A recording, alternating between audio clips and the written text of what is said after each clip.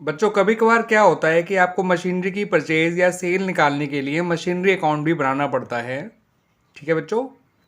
Cash flow from investing activities का सही amount जानने के लिए। ठीक है, क्योंकि परचेज और सेल ऑफ मशीनरी जो होती हैं वो आपकी उसमें cash flow from investing activities में शो की जाती हैं। तो सही अमाउंट ऑफ मशीनरी परचेज या सही अमाउंट ऑफ मशीनरी सोल्ड ढूंढने के लिए ये ज़रूरी है कि आप, अगर आपको मशीनरी के बारे में कोई एडिशनल इन्फॉर्मेशन गिवन है तो आप मशीनरी अकाउंट बनाएं। ठीक है बच्चों। तो देखिए इस मशीनरी अकाउंट में क्या क्या चीज़ें आया करती हैं, समझिएगा। जो मशीनरी का प्रीवियस ईयर बैलेंस होगा उसको टू बैलेंस ब्रॉट डाउन के नाम से लिख दीजिएगा, डेबिट साइड। जो मशीनरी खरीदी गई है उसको लिखा जाएगा टू बैंक अकाउंट। अगर कैश में खरीदी है, उधार खरीदी है तो टू क्रेडिटर अकाउंट। अगर शेयर देके खरीदी है तो to share capital account. Debenture देके खरीदी है तो टू डिबेंचर्स अकाउंट। क्लियर बच्चों। वैसे कुछ नहीं रखा हो तो मशीनरी कैश में ही खरीदी गई होगी, ये भी बात ध्यान रखिएगा। और ज़्यादातर यही परचेज ढूंढी जाती है अकाउंट बनाकर। क्लियर बच्चों। लेकिन हो सकता है कभी कभार दे भी रखी हो purchase of machinery. Credit side में देखिए मैंने बाय बैंक जो लिखा है ये रिप्रेजेंट करता है सेल ऑफ मशीनरी को। ठीक है। और जब आप मशीनरी को बेचेंगे तो या तो आप बुक वैल्यू बेचेंगे, या बुक वैल्यू से ज़्यादा प्राइस से बेचेंगे, या बुक वैल्यू से कम प्राइस से बेचेंगे। अगर आपने बुक वैल्यू बेचा है तो ना ही कोई प्रॉफिट होगा ना ही कोई लॉस होगा। लेकिन अगर उसको बुक वैल्यू से कम प्राइस से बेचा गया है तो जो भी लॉस ऑन सेल होगा और मशीनरी वो लिखा जाएगा on the credit side by statement of P&L, या डायरेक्ट आप लिख सकते हैं by loss on sale of machinery account. Clear बच्चों। और अगर गेन हुआ होगा बेचने पर तो वो लिखा जाएगा टू स्टेटमेंट ऑफ P&L या to gain on sale of machinery account. और बताने की जरूरत नहीं है, या तो गेन होगा या लॉस होगा। ठीक है। अब जो भी मशीनरी पे डेप्रिसिएशन चार्ज किया गया होगा ड्यूरिंग द गिवन ईयर वो डेप्रिसिएशन यहां लिख दिया जाएगा। ठीक है। और क्लोजिंग बैलेंस तो पता ही है आपको, यहां लिखा जाता है बिकॉज मशीनरी का जो क्लोजिंग बैलेंस है वो क्रेडिट साइड रिकॉर्ड किया जाता है और opening balance debit side record किया जाता है। क्लियर। अब इनकी चीज़ें जाती कहाँ कहाँ है वो देख लेते हैं बच्चों। जो मशीनरी की परचेज है ये तो इन्वेस्टिंग एक्टिविटीज में जाके माइनस हो जाती है, बिकॉज जब आपने मशीनरी परचेज करी होगी तो पैसा गया होगा, और पैसा गया है तो फिर वो माइनस किया जाएगा इन द इन्वेस्टिंग एक्टिविटीज।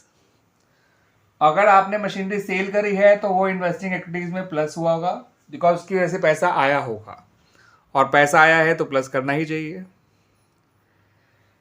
जो गेन ऑन सेल है वो ऑपरेटिंग एक्टिविटीज में माइनस हो जाता है। जब हमें operating profit before working capital changes निकालना है तो जितने भी नॉन कैश और नॉन ऑपरेटिंग आइटम्स होते हैं उनका ट्रीटमेंट किया जाता है। तो उसमें कोई भी अगर हमारा लॉस होगा तो प्लस कर दिया जाएगा, गेन है तो माइनस कर दिया जाएगा। यानी गेन तो आप माइनस कर रहे हैं मगर लॉस क्या करेंगे, आप प्लस करेंगे ऑपरेटिंग एक्टिविटीज में, operating profit before working capital changes को निकालते समय। क्लियर बच्चों। और ये जो डेप्रिसिएशन चार्ज किया गया है ये भी उसी जगह पर प्लस कर दिया जाएगा ऑपरेटिंग एक्टिविटीज में, क्योंकि जो हम एडजस्टमेंट्स करते हैं non cash and non operating items में, तो डेप्रिसिएशन एक नॉन कैश एक्सपेंस है तो इसको वापस ऐड बैक कर दिया जाता है to find out the operating profit before working capital changes. बाकी अगर आप अकाउंट बना लेते हैं तो ओपनिंग बैलेंस और क्लोजिंग बैलेंस कहीं शो नहीं किए जाते हैं, इस बात को याद रखिएगा। ठीक है बच्चों। तो ये इस तरह से आपका मशीनरी अकाउंट बनाया जाता है। क्लियर बच्चों। मैं अगले वीडियो में डिस्कस करूंगा कि अगर मशीनरी को आप उसकी कॉस्ट में मेंटेन करते हैं और साथ के साथ प्रोविज़न फॉर डेप्रिसिएशन अकाउंट भी मेंटेन करते हैं तो दोनों अकाउंट कैसे बनाए जाते हैं, ऐसे में मशीनरी की परचेज और सेल कैसे निकाली जाती है, ऐसे में depreciation charge during the year कैसे निकाला जाता है, वो सब अगले वीडियो में डिस्कस करेंगे। इस वीडियो में सिर्फ इतना ही बच्चों।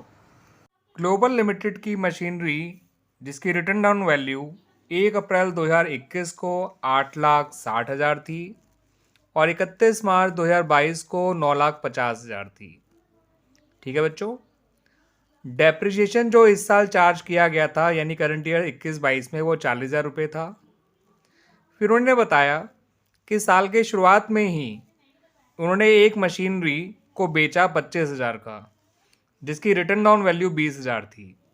यानी कि उसकी बुक वैल्यू तो थी 20,000 मगर उसको बेचा गया था 25,000 का। आपसे कहा गया है कि बताइए cash flow from investing activities क्या होगा, जो भी इंफॉर्मेशन आपको दी गई है उसकी हेल्प से। तो cash flow from investing activities जानने के लिए हमें मशीनरी अकाउंट बनाकर पहले मशीनरी की परचेज निकालनी पड़ेगी। ठीक है बच्चों, अब ये मशीनरी अकाउंट कैसे बनाया जाएगा आइए देखते हैं। जो भी मशीन की स्टार्टिंग वैल्यू है यानी ओपनिंग बुक वैल्यू है उसे यहाँ लिख दीजिए डेबिट साइड में 8,60,000। ठीक है बच्चों, जो मशीन का depreciation charge during the year है वो यहाँ लिख दीजिए, वो है 40,000। जो उसकी क्लोजिंग वैल्यू दे रखी है 9,50,000, उसको यहाँ लिख दीजिए बाय बैलेंस कैरिड डाउन के तौर पे।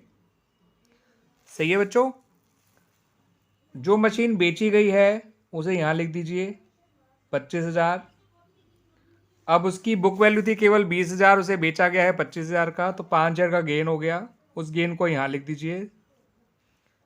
अब गेन हुआ है तो लॉस हो नहीं सकता, तो लॉस के आगे नील लिख दीजिए। अब जो भी बैलेंसिंग फिगर है वो परचेज ऑफ मशीनरी निकल आएगी, उसको यहाँ लिख दिया जाएगा। ठीक है बच्चों, तो ये मशीनरी अकाउंट कैसे बनाया जाता है देख लीजिए। टू बैलेंस ब्रॉट डाउन उसके previous year value, by balance carried down उसकी current year value, by depreciation जो डेप्रिसिएशन इस साल चार्ज किया गया होगा, बाय बैंक रिप्रेजेंट करता है sale of machinery, by statement of P and L loss on sale को रिप्रेजेंट करता है, to statement of P and L gain on sale को रिप्रेजेंट करता है, और टू बैंक अकाउंट परचेज को। तो इस क्वेश्चन में हमें ओपनिंग बुक वैल्यू दे रखी थी 8,60,000, क्लोजिंग बुक वैल्यू दे रखी थी 9,50,000, depreciation charge during the year देखा था 40,000, सेल दे रखी थी 25,000, और उसकी जिसको बेचा जिस मशीन को वो थी 20,000 की, रिटर्न डाउन वैल्यू मतलब बुक वैल्यू, तो इसका मतलब उसको बेचने में 5,000 का गेन हुआ होगा। अब गेन हुआ है तो लॉस हो नहीं सकता, इसलिए मैंने यहाँ पे नील लिख दिया, या फिर ये नाम लिखिए ही मत। अब ये टोटल करिए इसका क्रेडिट साइड का, जो भी इन दोनों साइड का डिफरेंस होगा वो परचेज आ जाएगी। क्रेडिट साइड बड़ी नज़र आ रही है, आप देख सकते हैं 9,50 और 40 990 और 25 10 15 10,15,000। अब इस 10,15,000 में से माइनस कर दीजिए 865, तो 10,15,000 में से 8,35,000 माइनस करेंगे 8,65,000, तो एग्जैक्टली 1,50,000 निकल आएगा। ठीक है बच्चों, तो ये 1,50,000 क्या है, आपकी परचेज ऑफ मशीनरी है। ठीक है, this is the balancing figure, और ये बैलेंसिंग फिगर क्या है निकल के आया आपका बच्चों, परचेज ऑफ मशीनरी। ये मशीनरी अकाउंट का फॉर्मेट है।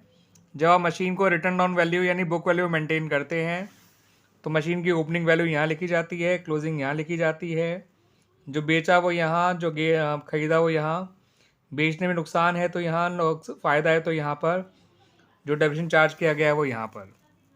तो जो भी बैलेंसिंग फिगर यहाँ पर फिलहाल निकल कर आया वो हमारा परचेज था। गेन हुआ है तो लॉस नहीं होगा, ये अंडरस्टूड है। ओपनिंग क्लोजिंग बुक वैल्यू दे रखी थी, depreciation charge during the year दे रखा था।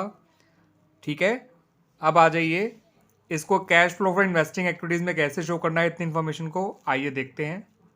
अब जो ये cash flow from investing activities बनाई जाएगी उसके अंदर हमारा मशीन अकाउंट से केवल परचेज और सेल को लिया जाएगा और कुछ भी नहीं आएगा, ना गेन ऑन सेल आएगा, ना आपका डेप्रिसिएशन आएगा, ना ओपनिंग वैल्यू, ना क्लोजिंग वैल्यू।